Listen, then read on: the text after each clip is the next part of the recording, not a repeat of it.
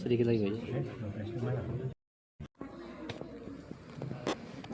Alhamdulillah alladzi ja'alana minal muslimin wal mu'minin wal muhsinin.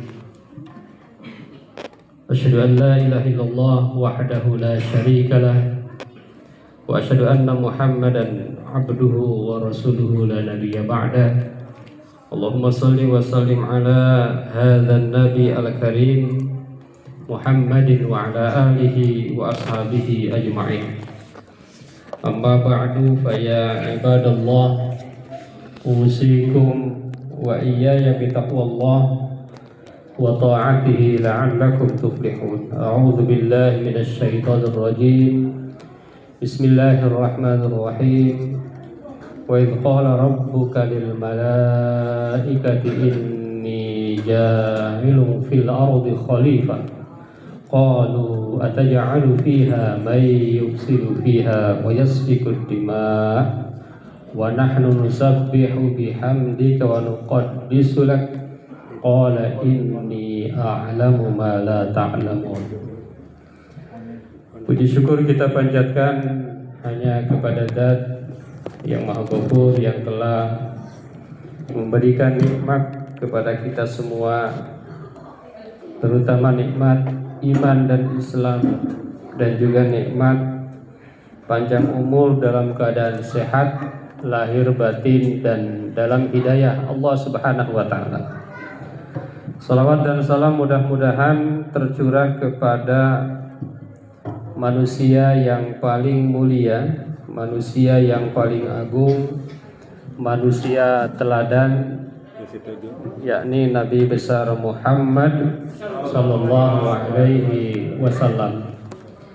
Oleh karena itu, maka pada kesempatan ini khatib ingin mengajak kepada kita semua, marilah kita meningkatkan keimanan dan ketakwaan kita kepada Allah dengan cara marilah kita terus berusaha meningkatkan keimanan, ketakwaan kepada Allah dengan melaksanakan perintahnya dan menjauhi larangannya. Di antara perintah Allah adalah kita menjadi khalifah di muka bumi.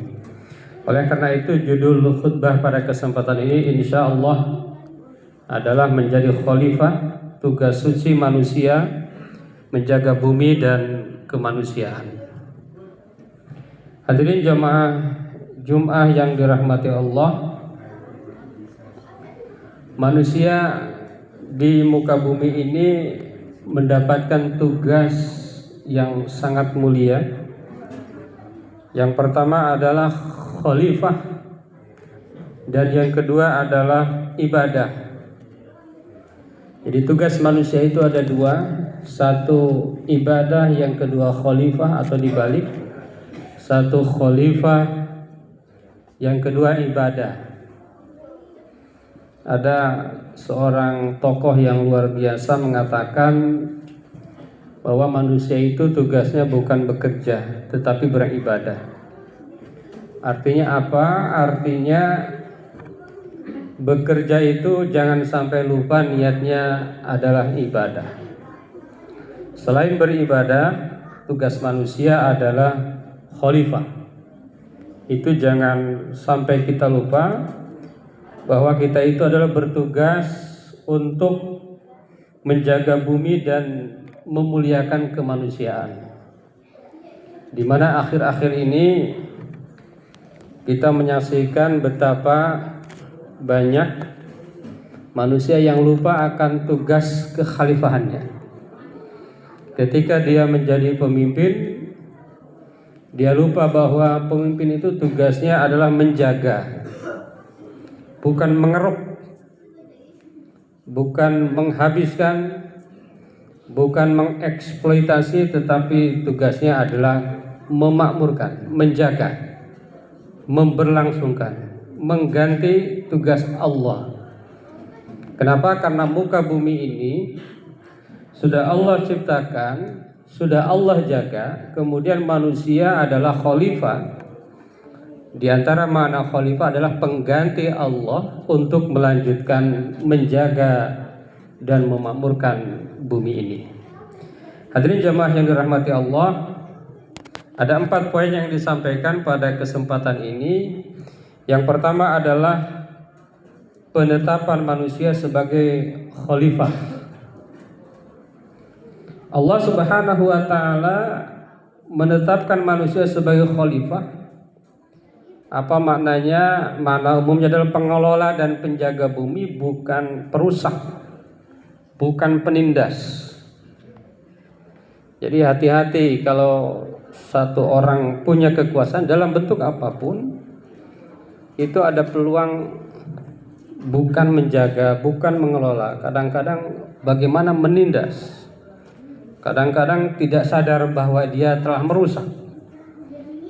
Dengan bangganya, dengan pedenya. Maka Allah Subhanahu wa taala berfirman dalam Al-Qur'an, wa idz qala rabbuka lil malaikati inni ja'ilun fil ardi khalifah. Ini ayat yang sangat terkenal. Dan ingatlah wahai Muhammad, tatkala Tuhanmu berkata kepada malaikat, sesungguhnya aku hendak menjadikan seorang khalifah di muka bumi. Ini ada yang menafsirkan bahwa malaikat protes. Qalu ataj'alu fiha may yufsidu fiha wa yasfiku dima wa nahnu nusabbihu bihamdika wa nuqaddisu lak. Qala inni a'lamu ma la ta'lamun. Sebetulnya kata para ahli tafsir, malaikat itu bukan protes. Malaikat itu minta penjelasan.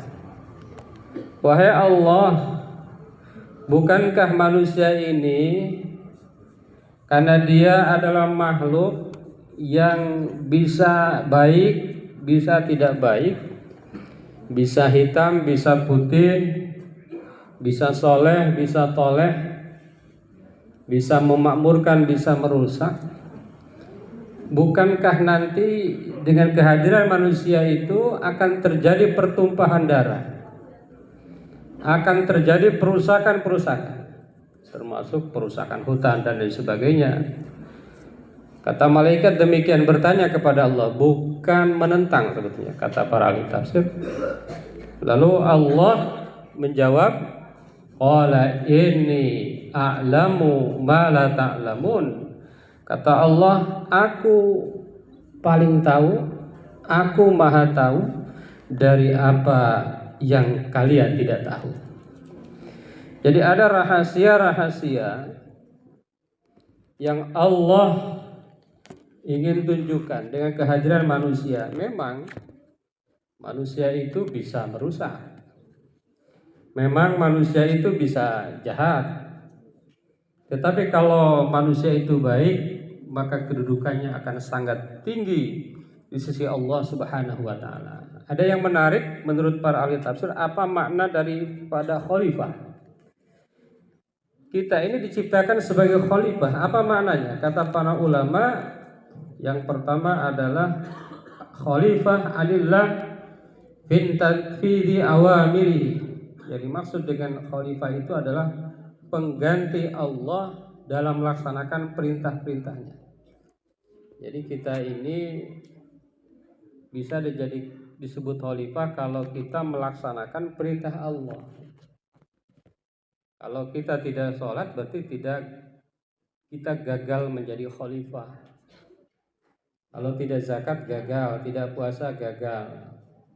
Tidak adil, kalau menjadi pemimpin juga gagal. Yang kedua, yakhluf ba'duhu ba'da, artinya adalah saling berganti satu dengan yang lainnya, antara umat pertama kemudian umat kedua. Jadi kita itu akan terus sampai hari kiamat. Itu yang dimaksud dengan khalifah.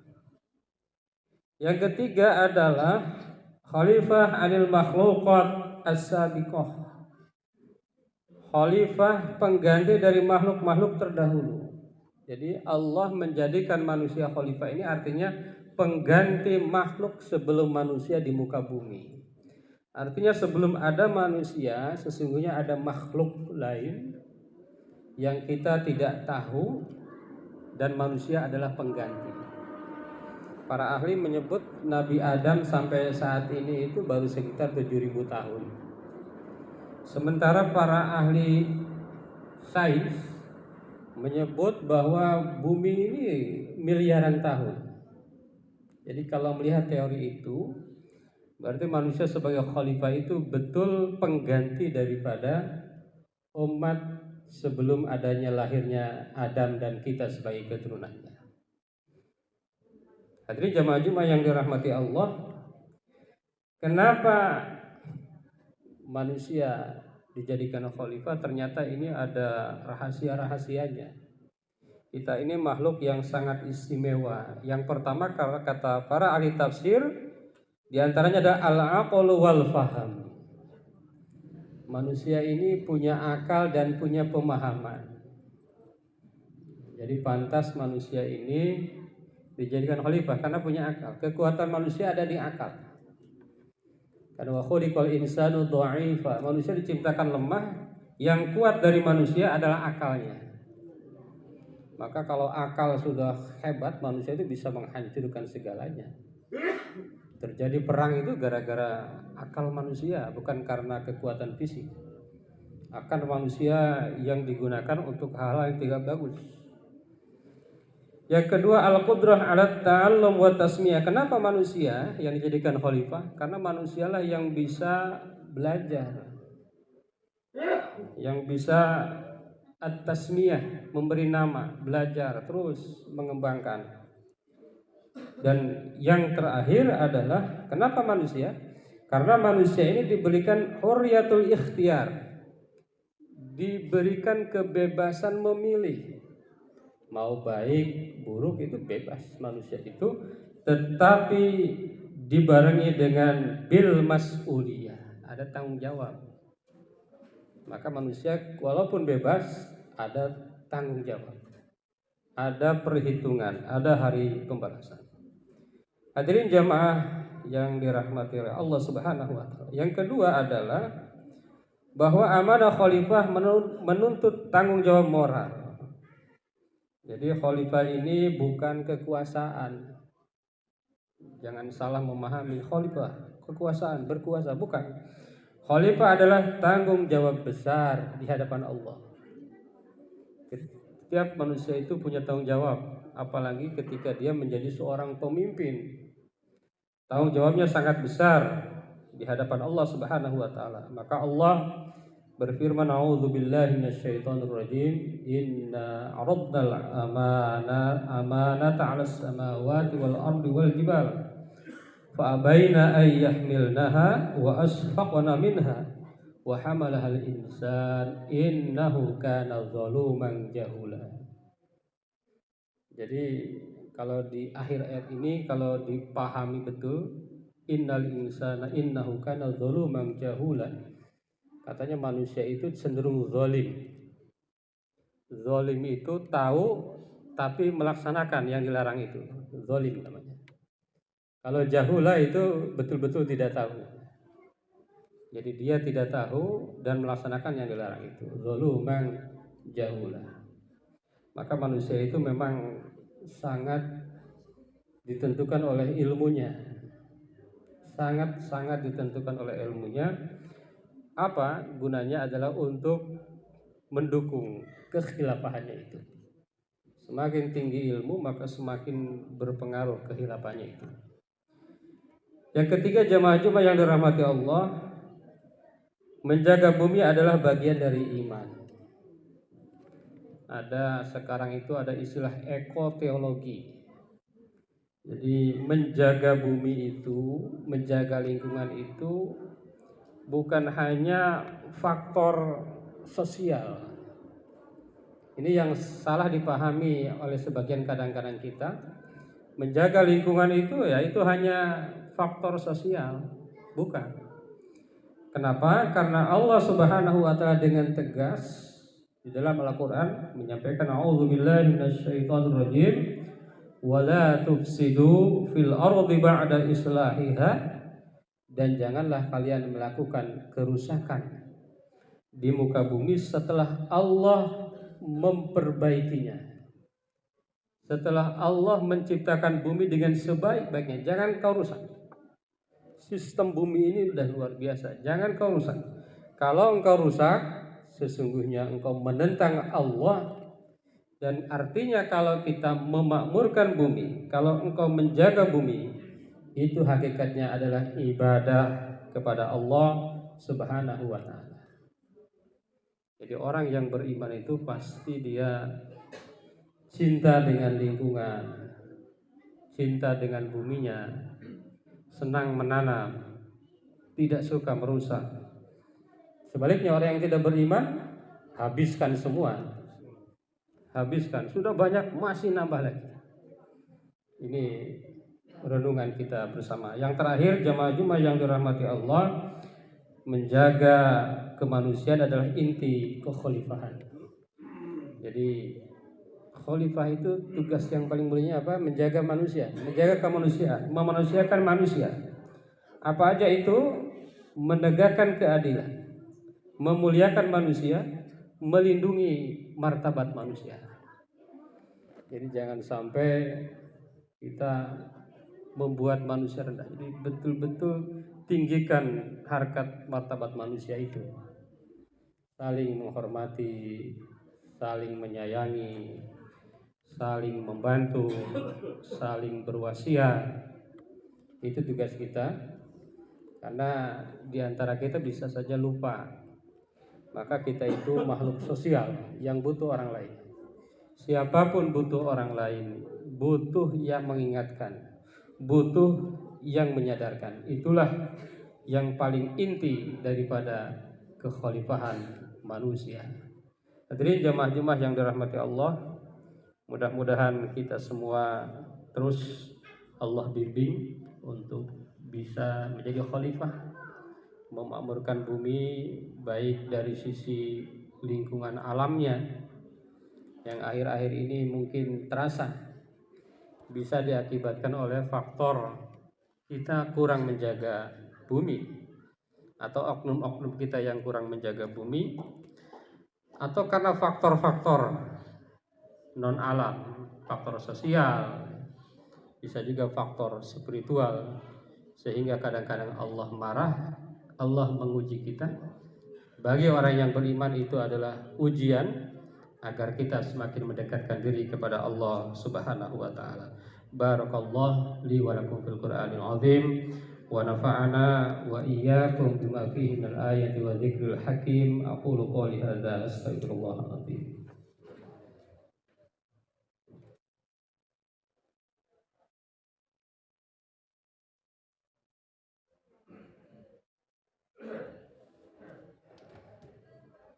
Alhamdulillah alladzi kataba ala nafsihi rahmah wa amarna bimtisali ma'muratihi wa jadina bimanhiyatihi muddatal hayah. Asyhadu an la ilaha illallah wahdahu la syarika lah wa asyhadu anna Muhammadan abduhu wa rasuluhu ila yaumil qiyamah.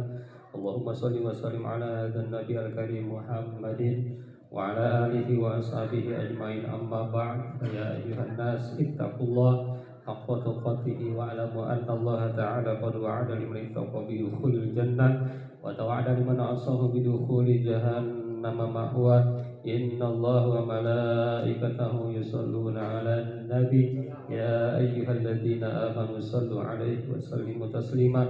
Wallahu ma'a jami'i sahabatil qurbatil rasulillahi ajma'in. Amin ya Allah ya rabbal alamin. Allahumma ighfir lil mu'minina wal mu'minat wal muslimina wal muslimat al-ahya'i minhum wal amwat. Allahumma aslih dzata bainihim waj'al fi qulubihim wal imana wal hikmah wa zidhum ala ahdika alladhi ahadta ilaihim waj'al minhum wa atina bidratil islam bi hidayatir rahmatikal wasi'ah wa taqabbal du'ana innaka antas samiul alim. Ibadallah, innallaha ya'muru bil 'adli wal ihsan wa ita'i dzil qurba wa yanha 'anil fahsya'i wal munkar wal baghi ya'idukum la'allakum tadhakkarun wastaghfiruhu innahu huwal ghafurur rahim. Allahu akbar, Allahu akbar. Asyhadu an la